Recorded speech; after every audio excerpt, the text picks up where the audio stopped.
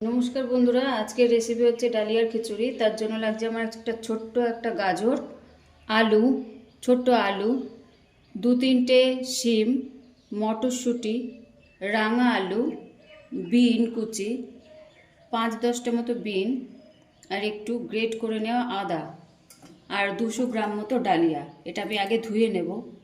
প্রথমে কড়াইতে তেল দিয়ে দিচ্ছি গরম হওয়ার জন্য। 1 চামচ মতো তেল দিলাম।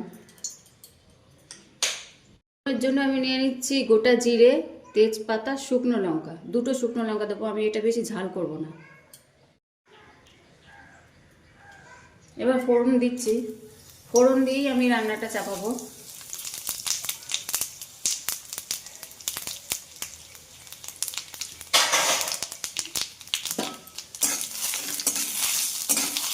ফোড়নটা ভাজা ভাজা হলে আমি একটু আদাটা দিয়ে দেবো। আমার সবজিগুলো সব ধুয়ে রেডি করা আছে। আদা দিয়ে দিলাম।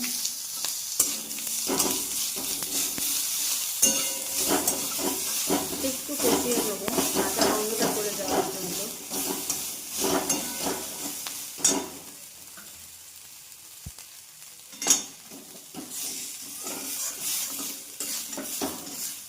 এবার এক এক করে কাঁচা সবজিগুলো ভেজে নেবো এর মধ্যে।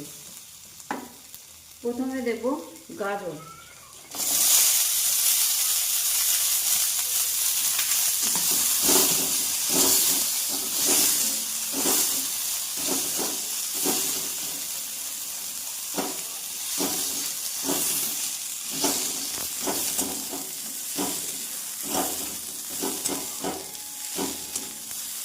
এবার দিচ্ছি বিন। গাজরটা একটু ভাজা ভাজা হয়েছে, এবার দিচ্ছি বিন।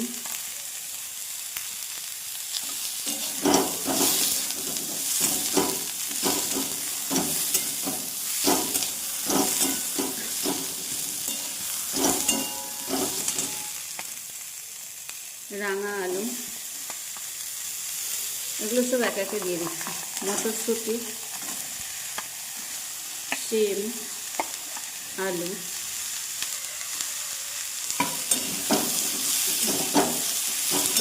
একটু ভেজে নেব মশলা দেওয়ার আগে।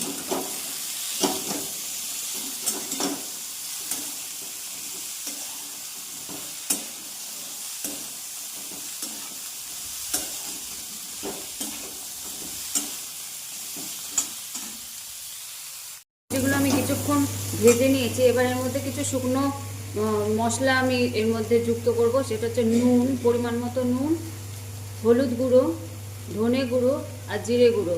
ধনে গুঁড়ো, জিরে গুঁড়ো আমার বাড়িতেই বানিয়ে নেওয়া মশলা।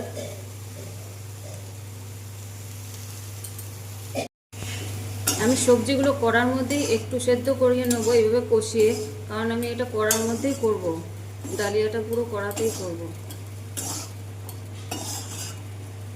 তো আমি ঢেকে ঢেকে একটু সেদ্ধ করে নেবো মশলাগুলো।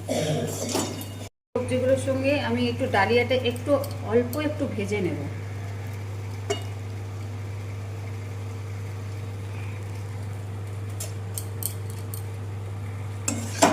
এক মিনিট মতো এটা নাড়াচাড়া করবো এই সবজিগুলোর সঙ্গে।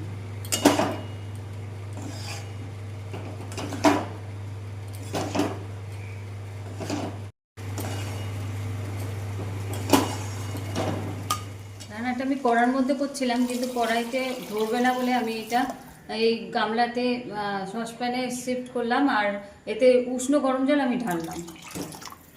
জলটা উষ্ণ করে নিয়েছিলাম।